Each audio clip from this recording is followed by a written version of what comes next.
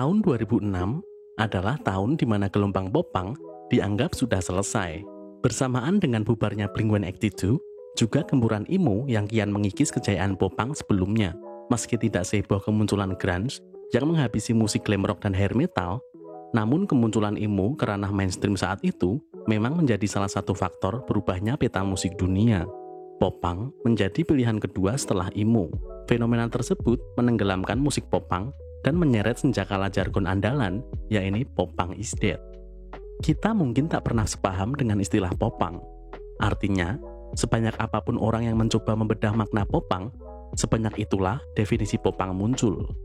Ketika Blink-182 memutuskan kembali di tahun 2011 dan mengeluarkan album Neighborhood, Blink berubah sangat drastis.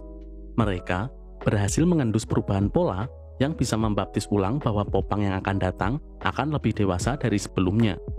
Sayangnya, album itu tidak menghasilkan apa-apa selain protes dari para penggemar lamanya. Tom DeLonge, Travis, dan Mark Hoppus harus menerima bahwa rodanya telah berhenti lantaran usia. Sementara itu, di tahun yang sama, The Story So Far merilis album perdananya, berjudul Under Soil and Dirt, lewat Pure Noise Record. Sebuah album dengan bentuk paling otentik, menggambarkan secara sempurna anak muda yang frustasi, menangis, dan marah-marah dengan kompleks. Jika dibandingkan EP awal yang pernah dirilis, tentunya album perdana mereka ini terasa sangat berbeda. The Story So Far dalam album Under Soil and Dirt menunjukkan banyak kemajuan signifikan, bukan hanya dari segi musikalitas, tetapi juga dalam bentuk lirik. Berbeda dari album-album popang di gelombang sebelumnya, yang sering menceritakan euforia masa remaja dan segala kekonyolannya, The Story So Far menawarkan sesuatu yang baru. Mereka berhasil menyempurnakan apa yang dilakukan Blink di album Neighborhood dengan lebih elegan dan diterima oleh generasinya. Lewat Under Soil and Dirt, The Story So Far mengawali ledakan kebangkitan popang jauh sebelum Neck Deep merilis Life's Not To Get You.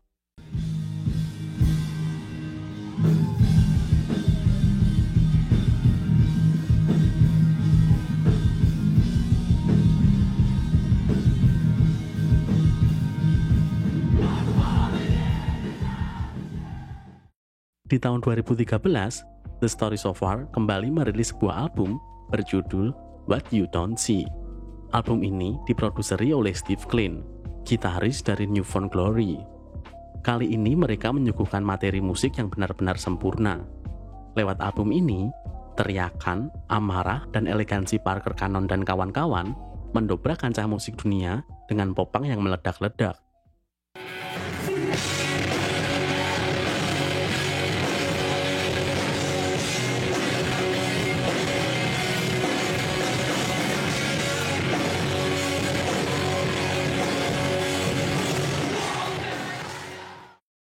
Kemudian di tahun 2015, The Story So Far merilis sebuah album self-title. Lewat album ini, bersama Neck Deep dan juga Knucklepuck, mereka kembali membawa era popang revival. Dan lagi-lagi, The Story So Far kembali berhasil melakukan apa yang Blink-182 gagal lakukan, yaitu meraih remaja masa kini. Bahkan, formula mereka di album ini banyak menginspirasi band-band popang yang jauh lebih tua. Simak saja materi-materi terbaru band-band veteran popang seperti MXPX, Simple Plan, bahkan Blink era Matt Skiba sekalipun. Materi mereka terkesan ingin menyaingi kecemerlangan The Story So Far di album self-title ini.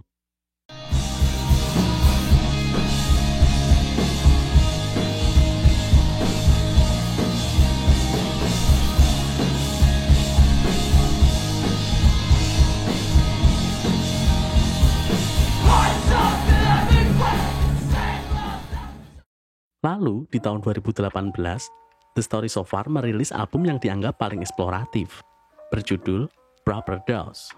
Di album ini, mereka sedikit meninggalkan kebiasaan lamanya dalam proses berkarya. Nggak heran sih, sepertinya para personil The Story So Far sudah mencapai titik jenuhnya dengan selalu melakukan pengulangan yang sama.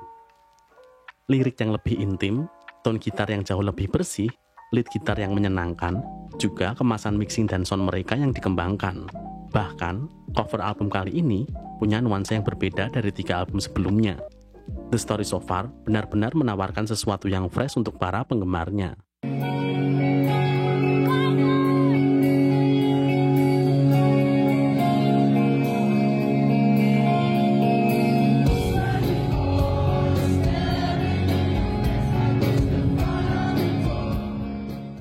The Story So Far berhasil mengencingi jargon Popang is Dead. Mereka membawa kembali era Popang ke posisi yang semestinya dengan lebih elegan. Kekonyolan Popang 2 dekade lalu dibayar tuntas oleh The Story So Far di masa ini. Maka bisa dipastikan bahwa Popang belum selesai. Di channel ini, saya mengupload dan membahas apa saja yang saya suka. Jika kalian suka dengan konten saya, silahkan di-subscribe ya. Terima kasih.